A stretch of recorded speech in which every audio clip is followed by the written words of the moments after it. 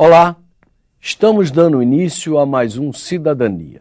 Eu vou entrevistar o consultor legislativo do Senado Federal, Marcos Mendes. O tema da nossa conversa vai ser o famoso trem-bala. O Marcos Mendes tem estudado esse assunto, já realizou 2 estudos, portanto é uma pessoa qualificada para discutir esse projeto. Vou começar dando os detalhes básicos do projeto. O trem-bala é um trem de passageiros ligando o Rio de Janeiro a Campinas, passando por São Paulo, com possíveis estações em São José dos Campos, Aparecida do Norte em São Paulo, e em Resende, Volta Redonda e Barra Mansa no Rio. Também os aeroportos de Guarulhos em São Paulo e do Galeão no Rio teriam estações do trem. A distância total é de 511 quilômetros, sendo o trecho Rio-São Paulo de 412 quilômetros. O tempo estimado da viagem será de 1 hora e 33 minutos. A velocidade máxima do trem é de 300 km por hora. O custo estimado da obra, nesta altura, é de 34,6 bilhões de reais. Marcos, essa obra tem recebido muitas críticas, esse projeto. Você como se situa nessa polêmica? Olha, eu acredito que esse projeto tem muitos problemas. Em primeiro lugar, ele é um projeto caro. Como você falou, o orçamento é de 34,6 bilhões de dólares, mas estimativas preliminares indicam que o custo pode chegar a 50 bilhões de reais. Para você ter uma ideia do que são 50 bilhões de reais, a segunda obra mais cara em planejamento no governo é a obra da usina de Belo Monte, que deve sair por volta de 25 bilhões, ou seja, metade. Então o trem-bala custa 2 Belo Montes. Belo Monte é uma usina que, quando estiver funcionando, vai ser quase do porte de Itaipu, vai ser um pouco menos do que Itaipu. Então, para você ter uma noção de quão elevado é o custo. Bom, não teria problema se ser um projeto de custo alto se ele fosse um projeto prioritário, mas ele não é projeto prioritário. Você tem um trem que leva só passageiros entre Rio e São Paulo, não é prioridade hoje no Brasil. Você tem gargalos de infraestrutura muito mais sérios. Problemas de mobilidade urbana, que você poderia investir em metrôs nas grandes cidades. Você tem problemas no saneamento básico. Hoje, menos da metade da população brasileira tem adequadas condições de saneamento. Você tem problemas na área de transporte de carga, ferroviária, portos. Então, não faltam opções para você investir esse dinheiro em investimentos de maior retorno econômico e social. Daí porque não me parece fazer muito sentido fazer essa obra agora.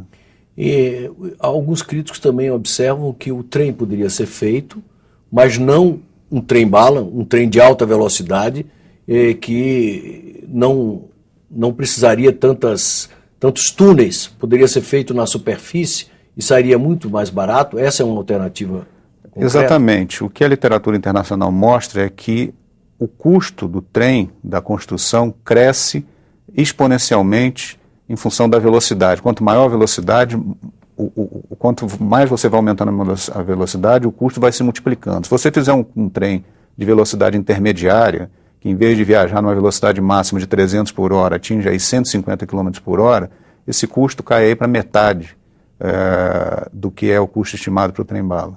Quer dizer que você considera o projeto, do ponto de vista econômico, mal planejado, quer dizer, não vai ter retorno econômico? Se você for analisar o que existe de estudo hoje, é muito frágil, né? O estudo de viabilidade econômica é muito frágil. E o problema é que não se discute em cima desse estudo e não se aprofunda o estudo.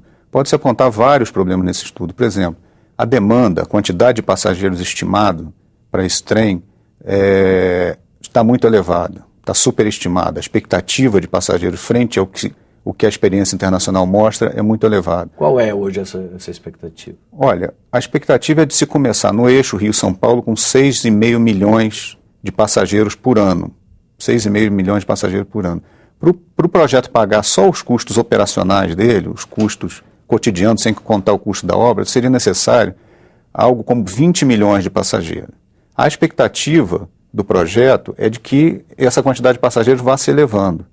Mas um dos motivos do adiamento do leilão, que deveria ter ocorrido no final do ano passado, foi justamente o fato de que os potenciais interessados não acreditam nas estimativas de demanda. Eles esperam uma quantidade de passageiros muito menor.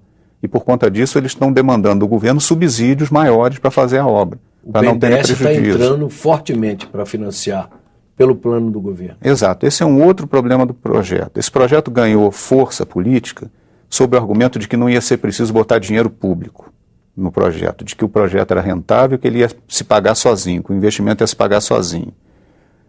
Conforme ele foi andando, foi se percebendo que ele não só não se paga sozinho, como é altamente deficitário. E o governo foi entrando com dinheiro grande. Eu vou te dizer aqui uma lista. Primeiro, vai criar uma empresa estatal para participar do consórcio. 3,4 bilhões só para criar essa empresa. Vai ter que manter essa empresa ao longo da vida do trem. Eu fiz um cálculo aproximado do custo de manutenção anual dessa empresa e trouxe para valores de hoje, daria 1 bilhão e 200 milhões. Vai haver um empréstimo de 20 bilhões de reais do BNDES a juros subsidiados. O subsídio embutido nisso está perto dos 5 bilhões de reais. Além disso, o governo está apontando que fundos de pensão de estatais vão entrar no negócio, a Eletrobras vai entrar no negócio, Correios vai entrar no negócio, quer dizer, mais dinheiro público nessa história. Começou-se com um projeto que ia ser totalmente privado e gradualmente está se estatizando o projeto. Né? E os grupos privados têm se interessado? Os grupos privados até agora têm estudado a possibilidade, né? Mas nenhum deles se comprometeu firmemente em entrar, até porque é do interesse dos grupos privados pressionar para que o governo coloque mais e mais garantias e subsídios públicos, né? Num desses trabalhos que eu fiz, que você citou, eu estimei que o custo para o governo vai ficar entre 15 bilhões ou 35 bilhões de reais, dependendo se o projeto vai dar mais certo ou menos certo. Se der tudo certo, vai custar 15 bilhões de reais para o governo. Se começar a dar problemas graves, inclusive do tipo do concessionário abandonar o trem no meio da história, esse custo pode chegar a 35 bilhões de reais e com a consequente estatização do trem. Um processo semelhante ao que aconteceu na Itália. Na Itália ele começou como um projeto privado, foi dando prejuízo e foi